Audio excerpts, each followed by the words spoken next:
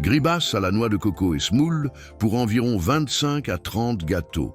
Ingrédients. Quantité. Noix de coco râpée, 250 g.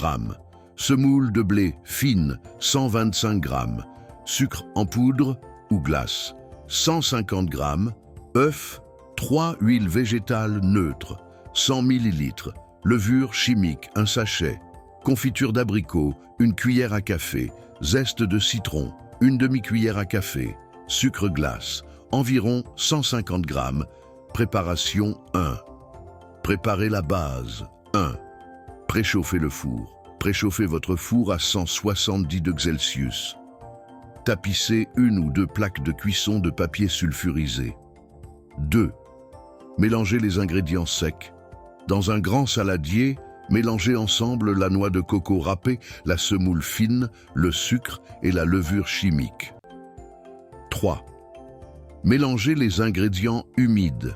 Dans un autre bol, battez légèrement les œufs avec l'huile, la confiture d'abricot et le zeste de citron.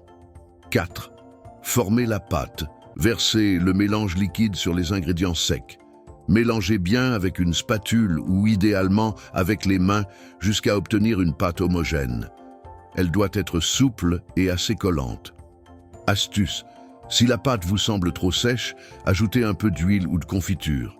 Si elle est trop molle, collante, ajoutez un peu de semoule ou de noix de coco. 2. Façonnez et enrobez les gribas. 1. Préparez l'enrobage. Versez le sucre glace dans une assiette creuse ou un bol. 2. Façonnez les boules. Humidifiez légèrement vos mains avec de l'eau de fleur d'oranger ou de l'eau normale pour éviter que la pâte ne colle. Prélevez des petites portions de pâte, environ 20 à 25 g, et roulez-les entre vos paumes pour former des boules.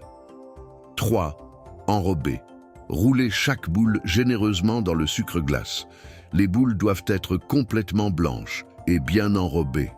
4. Placez sur la plaque. Déposez les boules sur la plaque de cuisson en les espaçant bien.